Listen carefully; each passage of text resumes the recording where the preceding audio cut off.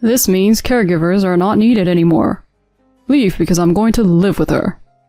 This was what my husband, who had returned home drunk as usual, said. Until now, he had pushed the care of his parents on me and didn't care about the family. Seeing him acting so selfishly, I was left speechless. What's more, I was half forcibly driven out of the house. As I stood there in bewilderment, holding my son's hand, my son tearfully said to me, "Mom, it's going to be okay. I'll take care of that guy." 15 years later, my son smiled at me. Mom, I kept my promise. As a result of my son keeping his promise to me, my ex-husband ended up in a terrible situation. My name is Violet. I'm a 36-year-old office worker. I live with my husband, Dean, and son, Trevor. Dean and I were college classmates, and we became close after attending the same seminar. We continued our relationship after graduating from college and got married a few years later. As a couple, we have been together since our college days, so there's no longer excitement or the feeling of butterflies in stomachs. However, I felt a sense of comfort in being able to maintain a friendship-like relationship indefinitely. I got pregnant shortly after getting married and gave birth to our son, Trevor. Both Dean and I were completely smitten with our son. Furthermore, Dean suggested, "Let's buy a bigger house for our growing family." And so we bought the house. I felt an almost frightening level of happiness, like something out of a movie. I wish this happiness could last forever. However, this happy life would gradually begin to crumble. One day, Dean suddenly said, "I need to take care of my parents, so they will be living with us." I was shocked by the suddenness of this. "Even if you say that suddenly, are your parents okay with it?" That's all I could say. However, Dean simply replied, "I've already made up my mind," and started watching TV. He had always been a bit domineering from the beginning of our relationship. Once he decided something, he wouldn't listen to anyone, so he would proceed with the discussion about living together on his own. I felt that arguing any further would be pointless, so I reluctantly accepted the idea of living together. Fortunately, both of my in-laws were good people and treated Trevor kindly. My mother-in-law even apologized to me, saying, "I'm sorry for the abrupt decision. I even considered a senior care facility, but Dean insisted on taking care of us at our house because it's his childhood home." I still think it was Dean's own decision. But even when we started living with his in-laws, Dean didn't help with caregiving. "Caring for her husband's parents is the wife's job." That was his argument. Things started feeling a bit strange since he unilaterally decided on living with his parents. Despite being somewhat domineering, he had generally been kind, but gradually his words and attitudes towards me became colder.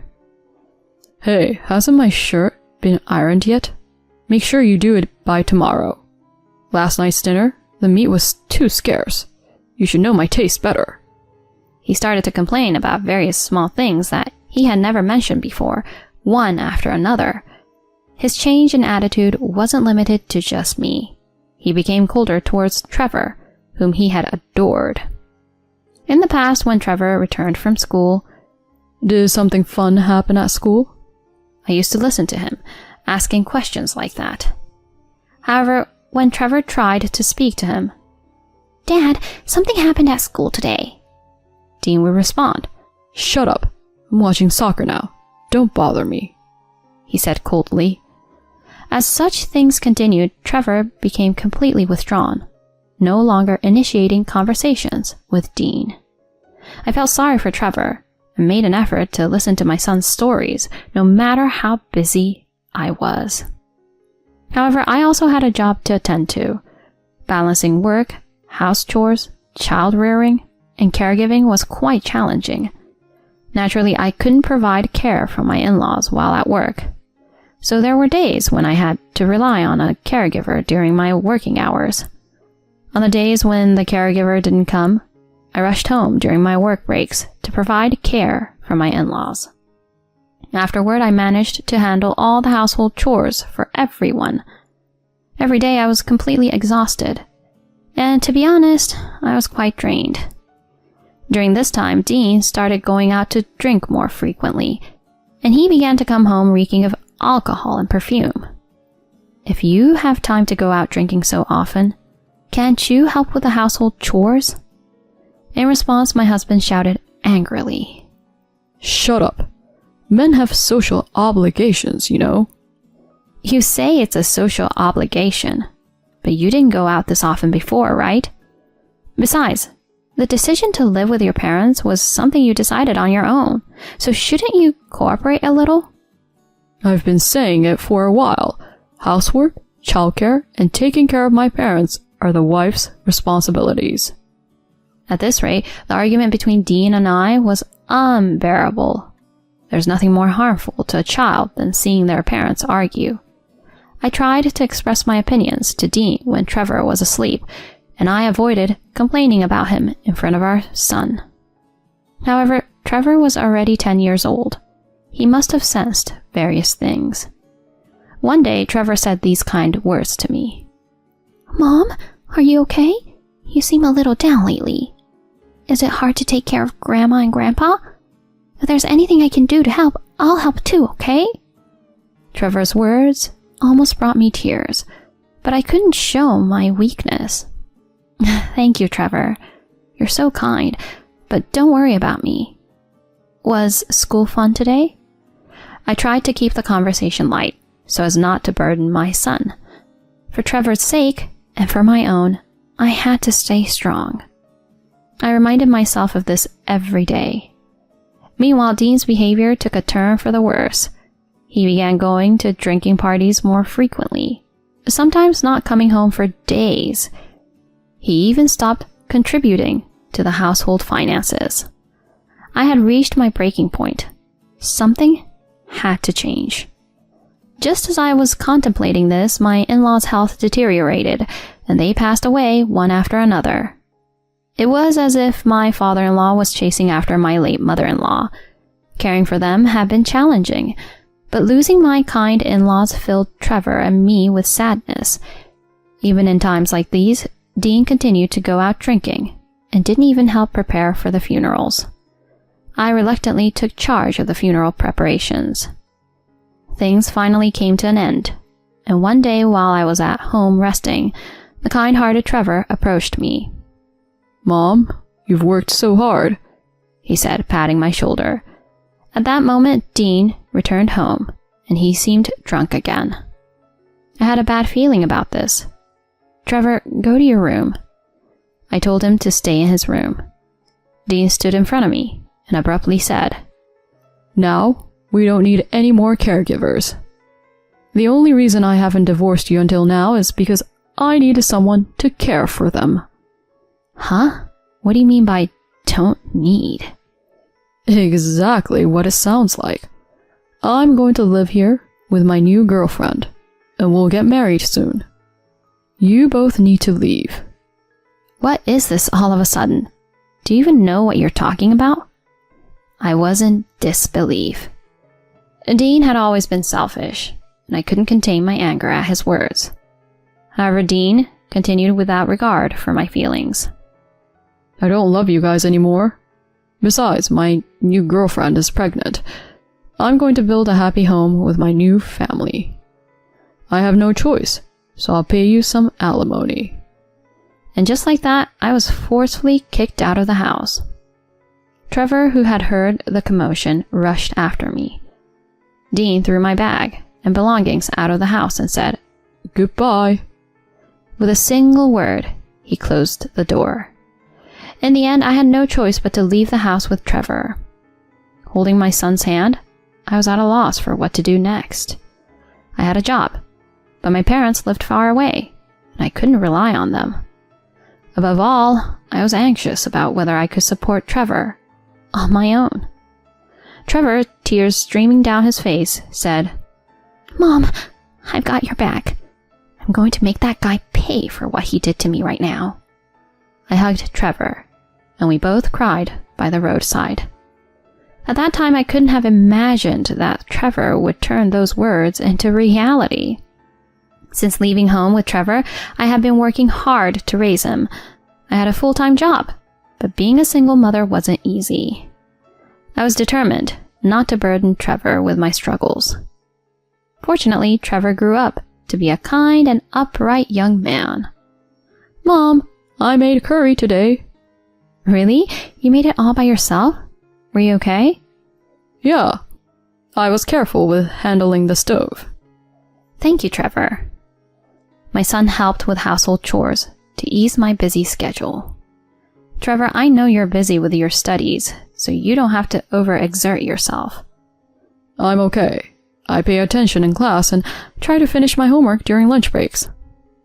Thus, Trevor and I spent our days helping one another and cooperating with each other. Time flew by and Trevor successfully entered university, graduated, and started his career. I'm planning to work as an employee for just 1 year to gain experience, and then I'll start my own business. He was enthusiastic about it, and indeed, 1 year later, he fulfilled his words and established his company. It was remarkable that the once small Trevor had become the president of a company. I was proud of myself at the same time and relieved that my work as a mother was over. Even after becoming a company president, my son continued to live with me. Trevor, you might find a girlfriend soon and want to move out. It's okay, you know. I told him this, but he responded with reassuring words. Not right now. I'm still here by your side, so don't worry. Trevor remained the same as when he was a child, always saying kind words to me. We were living peacefully together until one day. Mom, I have something to tell you, he said to me. I wondered if he had a girlfriend and was going to announce his engagement. However, what Trevor had to say was unexpected. Mom, it took me a little longer, but I finally got back at him. Huh? I had no idea what he was talking about. Got back at him? What do you mean? Then Trevor explained. I got back at that awful man who tormented you. At that moment, the face of a man came to my mind, and it was the face of my ex-husband, Dean. That man? You mean your father? What do you mean by got back at him? Trevor slowly began to tell me the story. Trevor had just recently started his own company, and thankfully the business was doing really well, experiencing rapid growth. During this time, he coincidentally received a business proposal from my ex-husband's company. It was true that Trevor had established a company similar to Dean's. For the business negotiations, Trevor asked Dean to participate along with some of the company's supervisory staff. Several of the supervisory staff had confused expressions, but it seemed that they included Dean at the request of the client company's president, who had a strong preference for it. Dean, who was somewhat oblivious, was initially pleased because he had heard about the positive feedback on his sales performance. However, when he saw Trevor's face during the business negotiation, he reportedly turned pale rapidly. He knew that his son had the same name, but he never imagined that the son he abandoned 15 years ago would become the president of the company he was dealing with. Even during the discussion, Dean couldn't stop sweating. The compliance officers repeatedly warned him, saying, "What's wrong with you? Pay attention." However, Trevor didn't mention Dean for any length of time. Dean was clearly relieved, apparently. Finally, Trevor had this to say. Now, I'll ask you one last question. Is it correct that your company tolerates infidelity between employees? At that moment, the room fell silent. The supervisory officers looked baffled, and Dean began to sweat once again. He couldn't help but say, "Let's stop talking about matters unrelated to the business," he shouted. And this surprised the supervisory officers, who asked in response, "What? What's the matter with you all of a sudden? And what's this talk about, Mr. President? In our company, such actions are strictly prohibited. We absolutely do not tolerate such behavior." Then Trevor looked at Dean. "But what about Mr. Turner over there?" It seems like the supervisory officers were confused, and the director asked, And? What about him? Mr. Turner is my biological father. During my childhood, he had an affair with another woman, which led to him kicking my mother and me out of the house. He never paid a cent in child support or alimony. Then Dean banged his desk and got up. Mr. President, there are certain things you can and can't say. I'll sue you for defamation without any evidence, you know. However, Trevor remained calm and ignored his outburst. You've married your mistress and had children, haven't you? And now you're having an affair with one of your company's secretaries, aren't you? With that, Trevor laid out the photographic evidence on his desk. Upon seeing these photos, the supervisory officers turned pale. What are you doing? They all glared at Dean, and they began to apologize profusely. I'm sorry. We will take appropriate action on this matter, so can we please consider it separate from our business negotiations? Thus, the meeting was temporarily adjourned. Dean was led away by the supervisory officers, but before he left, he shouted at Trevor. Trevor, I'm your father. Do you think it's okay to do this? He kept shouting until the end, it seems. After hearing from my son, I was in a state of shock. I couldn't believe something like that had happened. So I voiced the question that was on my mind. But why did you know that your father was cheating or not paying child support or alimony? And I never told you about the affair. I even lied about how much money I received from your father to make sure you didn't feel unloved. I never talked about your father's terrible behavior. You might have had a hunch, but I made sure not to discuss such things with you. Well, I was about 10 years old back then, so I somehow understood it. Plus, I happened to find your old diary. Huh? Diary? Yeah, and it had this written in it. I have proof of the affair, but I don't want to cause Trevor any more grief. I decided to forget about it. In fact, at the time, I had evidence that Dean was having an affair. I could have demanded compensation from the woman he had an affair with. However, I only wanted to think about the future with Trevor. I didn't want to become a vengeful person, demanding compensation from the other woman or pressuring Dean for child support, showing that side to Trevor. So I chose to give up on all of those claims. I was in disbelief that Trevor knew about those things. To which Trevor continued. It took time to get back at that man, but now it's okay. I put him through hell instead of you doing it, Mom. You might not have wished for revenge, but I couldn't forgive him. I burst into tears at the thought of Trevor. Thank you, Trevor. Having said that, I held my son's hand.